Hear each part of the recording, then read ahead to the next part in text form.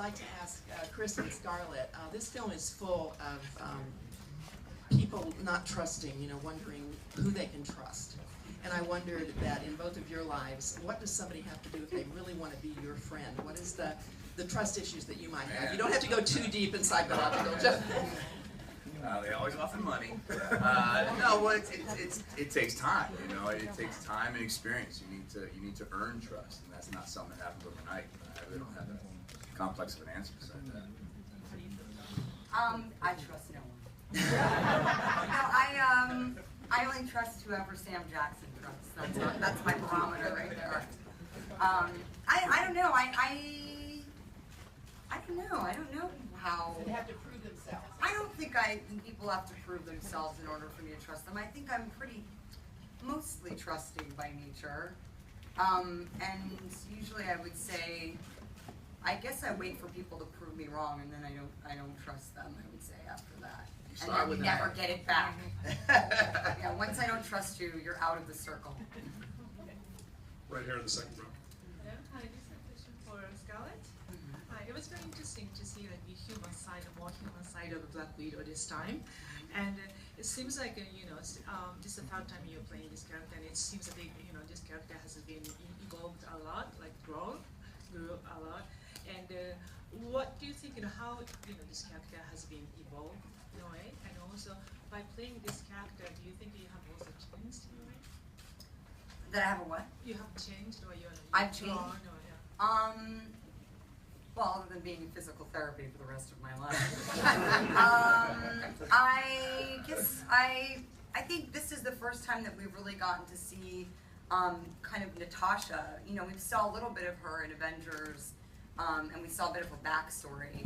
But and we'll see more of that in Avengers too. But in this film, we really get to see Natasha as a person who gets up, gets ready for work in the morning, has a life outside of just her job. Once she's out of the suit, she's a woman, and she has her own kind of reality outside of this. Even though who knows how far that stretches, but it's not until I think through the series of circumstances, as the plot unfolds, we kind of find both, I think, Steve and Natasha kind of questioning their own identity, realizing that they thought that they had, they were pretty strong people that had their beliefs or whatever kind of twisted morals they might have or whatever they are. Maybe the widow more than Caps, but at the end of it, they realize, wait, I actually don't know who I've actually been told, kind of, I've been this sort of hired hand for this, my entire kind of professional career and, sort of young adult life, and who am I, and what do I want, and what do I need from someone? So both of these characters are kind of left, in some ways, there's a kind of cliffhanger at the end, because you really see that they're just kind of cresting the wave of, having this huge, moment of self-discovery, and hopefully I think we'll be able to track where that goes in the next installments. Thanks. Right here in the front row. My question is for Kevin. Kind of playing off of what Scarlett was saying, one element from the film that I loved was how you treat your female characters with respect and admiration. And the film's almost as much about Natasha's journey as it is Steve's. Will we be seeing a Soul like Black Widow film sometime in the future? I think it could be great. We've got various outlines and ideas of where to take that. As Scarlett's already said, there's a big element that explores some of her backstory in an upcoming Marvel feature. So the question really is when would we want to take her out of that ensemble to go and do her own thing? And in fact, as you saw in this movie, as you'll see in Avengers: Age of Ultron, she's kind of key to so much of the broader world. Right here in the center. Hi, this is for Scarlett. I'm from Dummy. I had a quick question about you're such a strong female character in the movie, and Sheryl Sandberg's out there saying don't call girls bossy, and you could be considered bossy in the movie. And what do you think about being a role model for girls out there who want a female on screen who helps out her co-star?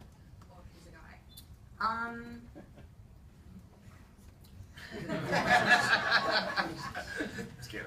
Yes. Yes, you are. Big old man. You know, I think, you know, Natasha is a bit of a reluctant superhero. You know, she doesn't necessarily have this really kind of strong golden moral compass. You know, let's not forget she started out her career as, you know, essentially a mercenary. You know, and so, you know, I don't know if that makes her role model material. But she, you know, in some ways, I will say, you know, Natasha, I think one of the things that's very, you know, that's attractive to me about the character is that she uses her feminine wiles, you know, as kind of a part of her job, but she doesn't rely on, you know, her sexuality or, you know, kind of appeal, physical appeal to get her, you know, get the job done. You know, she's extremely smart. She thinks on her feet. She's a leader, and you know, and she is I think has a lot of foresight, and those are all qualities that I think it's, you know, wonderful to celebrate for young women. And of course, it's really rad for me to have my kids, you know, my friends' kids, you know, kind of look up to that character and, you know, dress up like her as Halloween and, like, you know, play with the boys and be rough. And, you know, I always say, like, the widow always wins, and it's true. And that's a nice sentiment. It's not an easy Halloween costume. Well, for you. Ron, go ahead. Hi, well, my question is for Chris. You spoke to us 3 years ago when the first film came out, and you were very candid about concerns you had, not about the role itself, but about its impact on you, a loss of anonymity, fear concerns about typecasting, and now this is the third time through with the captain and more to come. How do you feel that process has evolved, and how do you feel about where you're Had I not done the movies, it would have been the biggest mistake of my life. It really would have been the biggest regret to date, and there are plenty. It's changed everything for me. I mean, not just what it's enabled me to do outside of these movies, but it's so comforting knowing that you're making good movies. It would be a nightmare to be trapped in this contract when you're making films that you're not proud of. But Marvel has the Midas touch, so every time you suit up, you know that you're making something of quality. It's rewarding on every level, so thank God I had the right people in my life pushing me to make the right decision. Next question is all the way in the back on the left. My question is actually for Anthony and Chris. Yay! sorry, I'm here. Anthony Russo, sorry. Love you, Anthony Russo. This is for Mr. Mackie and Mr. Evans. I love you two guys together in this film. I love the camaraderie between you two. I wanted to see if the two of you could comment about working together, and also what you guys think is a nice addition of having Falcon in this series. Well, we just got cast in the remake of Lethal Weapon, so we're excited about that. It's a bold choice. It's pretty cool. That's working out well. Wait, what was the question? I was holding that joke. I wasn't listening. Pretty mad at what you asked. Damn, I was like, oh, this is gonna be good. Go ahead, my bad. Well, I've known Anthony for a while now. I mean, this is our third movie together. It's funny. Everyone that I've worked with up here, it's familiar, and it's old relationships. So when I first met Anthony, it actually wasn't on a movie set. We got along very well. We're very similar people. So we hit it off very well offset, and then, you know, this is, like I said, Where'd you meet, Chris? a library. Right. And, so we just got along, and so it was very easy having, you know, just kind of a repartee with him offset, and I think that translates on set. And it's just, he's, you know, you can tell right now the guy is life. He's energy, you know, on set, in a press conference, as a character. He just brings a certain type of spark that you know, you need on film and you need off as well. James. I agree. This question would be for Mr. Feige and for the Russos. In this film, there are great bits from the familiar Marvel canon and the sensibilities of that universe, but you also have Mr. Mackie doing, I think, the first four-letter expletive in a Marvel film. You have Cap pinning someone's hand with a thrown knife, and you destroy a substantially large organization as part of the milieu of these films. Where do you decide to bend things or break them in the interest of moving these films forward as their own unique piece of entertainment? I believe he says shit, and we've said shit in the movies before, lest you think it's another 4-letter expletive. But, you know, it's the key to making these movies different, unique each time, is to, you know, I wouldn't say take chances necessarily, but to be able to move pieces around on the playing board and be able to subvert expectations. In terms of the big event that happens in the movie that changes everything, that was part of the plan for quite a while, to mix things up and for the world to be very different at the beginning of Avengers 2 than it was at the end of Avengers 1. But also the Russos, in terms of tone, in terms of action, when we met with Joe and Anthony, they were very clear and had very lofty ambitions, saying things like, we want to do the best car chase in any Marvel movie, and maybe the best car chase of all time. I said, well, that sounds good. Let's try that. And referencing the best choreographed fight scenes from, you know, the last 30 years as inspiration, and damned if they didn't pull it off. Yeah, for us it was just a function of tone. I mean, the source material from Boo Breaker is it's an espionage film. John Le Carre, not Jack Kirby. Exactly. So. Well, Great, that was a better reference I could have ever come up with. In the center. Yeah, right here. I have a question for Scarlett and Chris. Scarlett, back in September, you were on TV saying that your grandma called you because she read that you were pregnant, and it wasn't true. But I want to ask about the movie. Do you picture, I mean, both of you guys as a family, you know, raising a little Captain America? What a strange question. But I like your ability to think on your feet. No. That was a contingency question, right? No, I don't think that's the dynamic of Cap and Black Widow. All the way in the back. Right.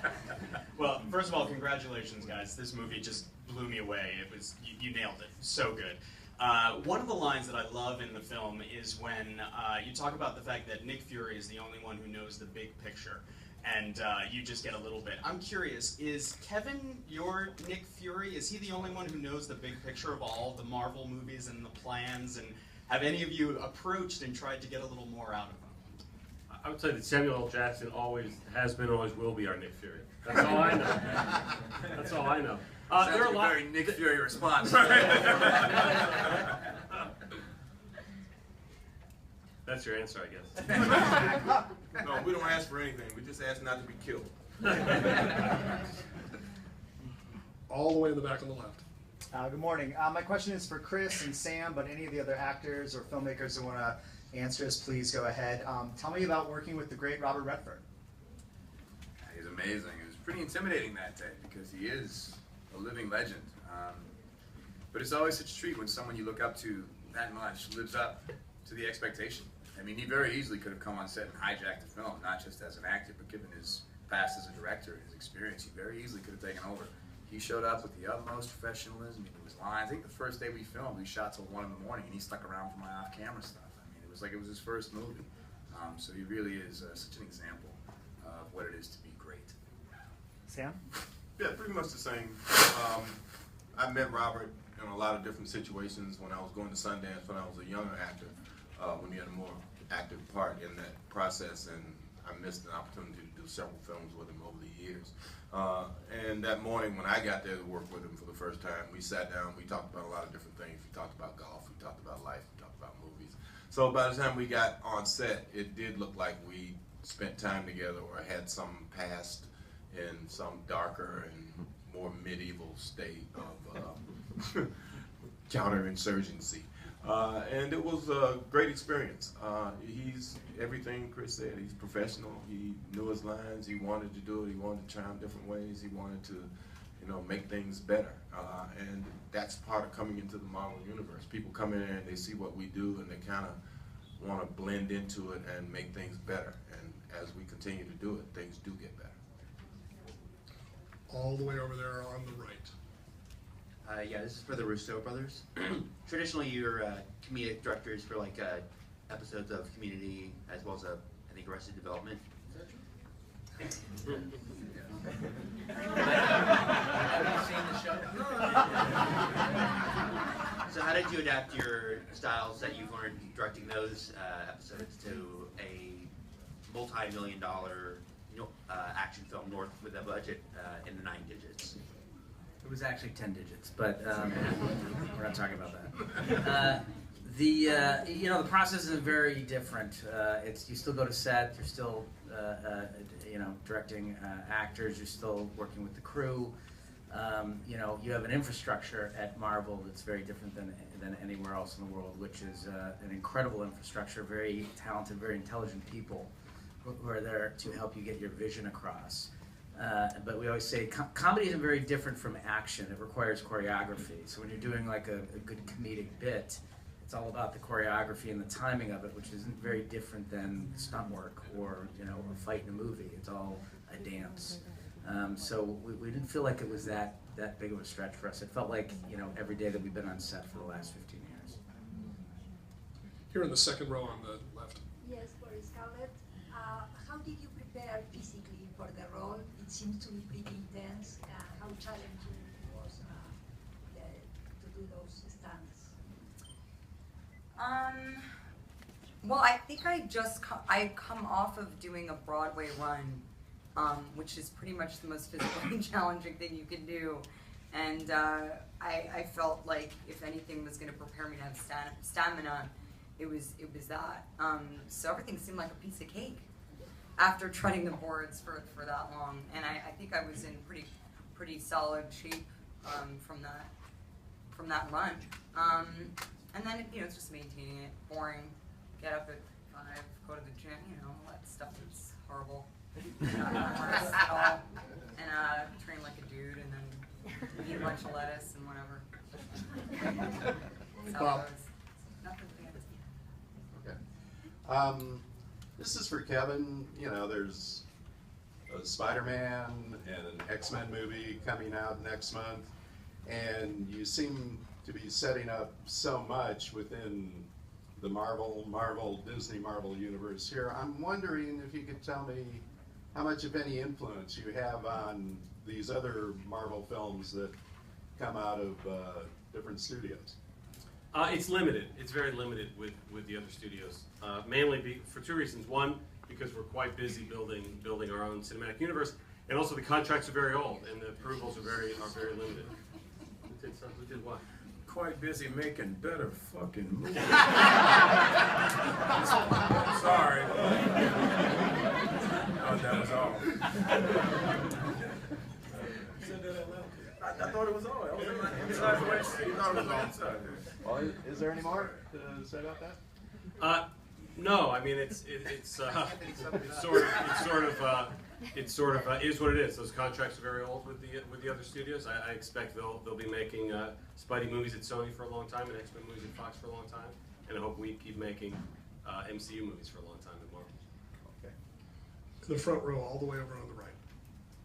Hi, Lance Cruzado from Disney Examiner. Liner notes say that there was a lot of source material you could have used from the first Captain America movie, considering that it was 1940s. If you can, what other source materials were there, and what made the Winter Soldier so distinct? Yeah, I'm not sure I understand the other source material reference.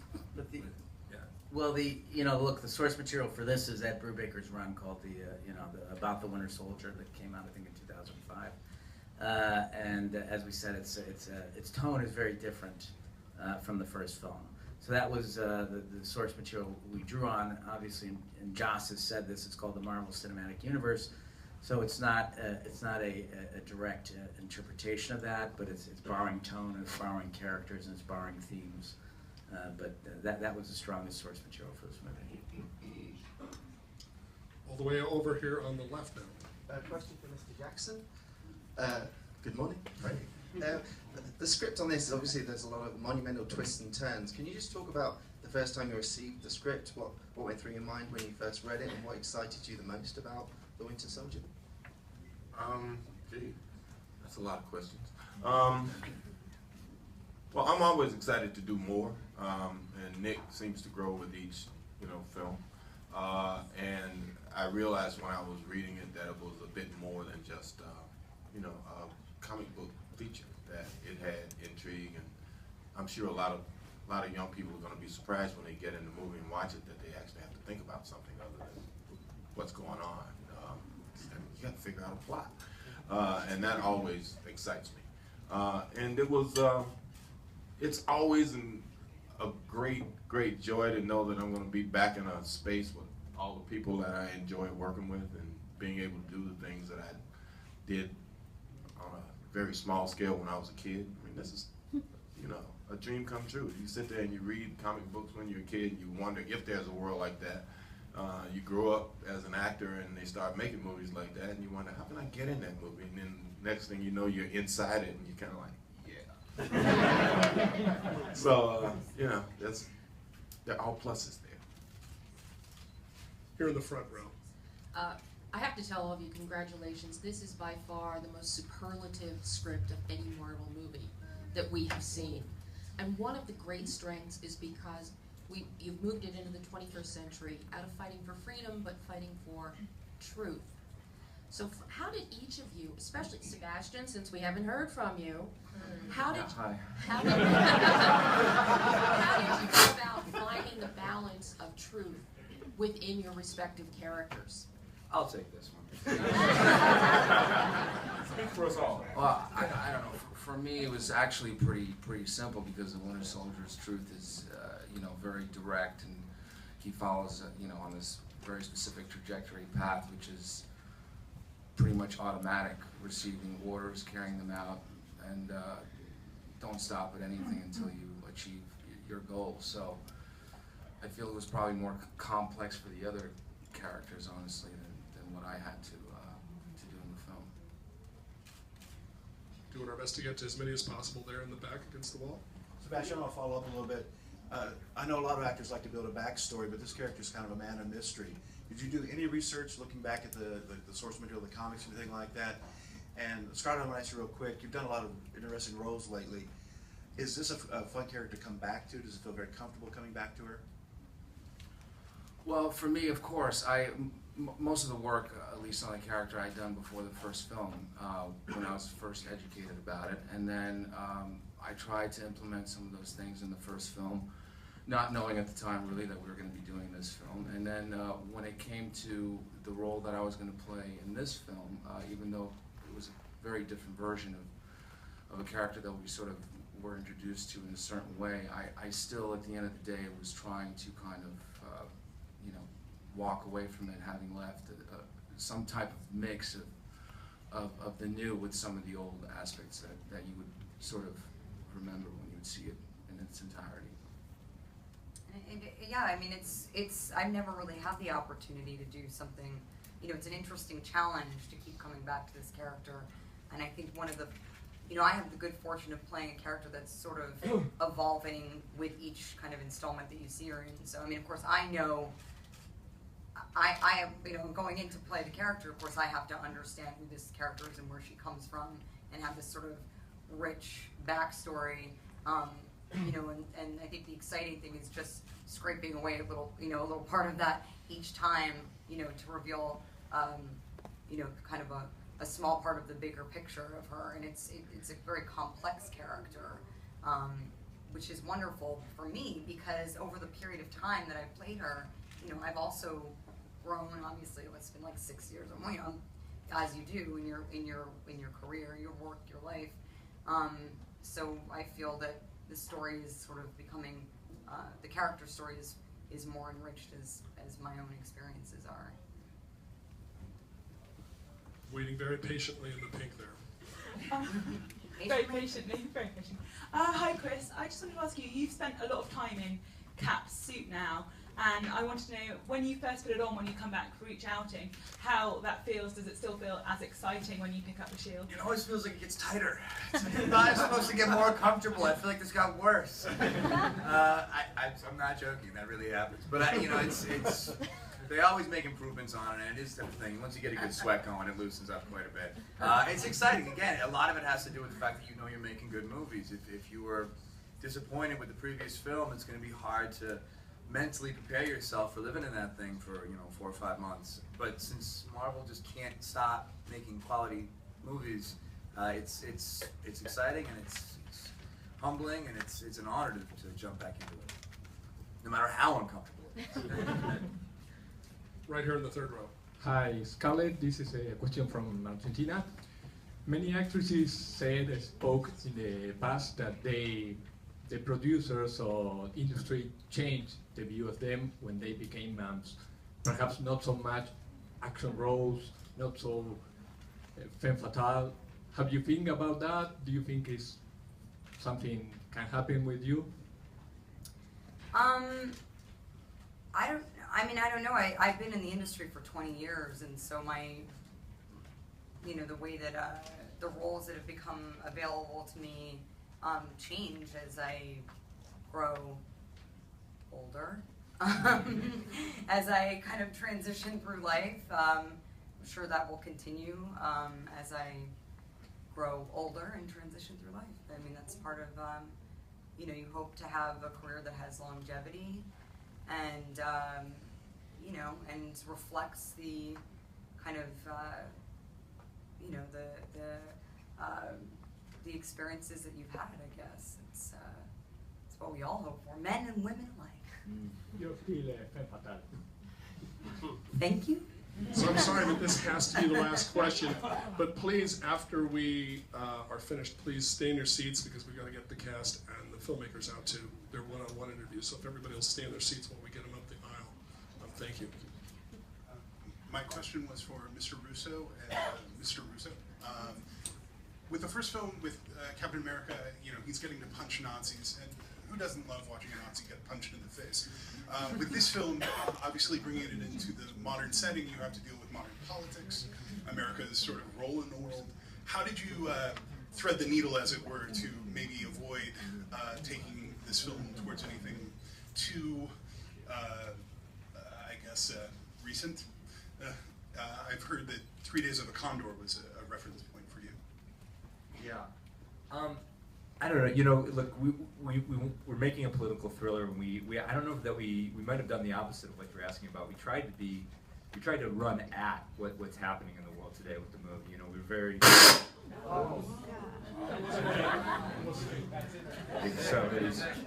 Somebody's trying to stop me from saying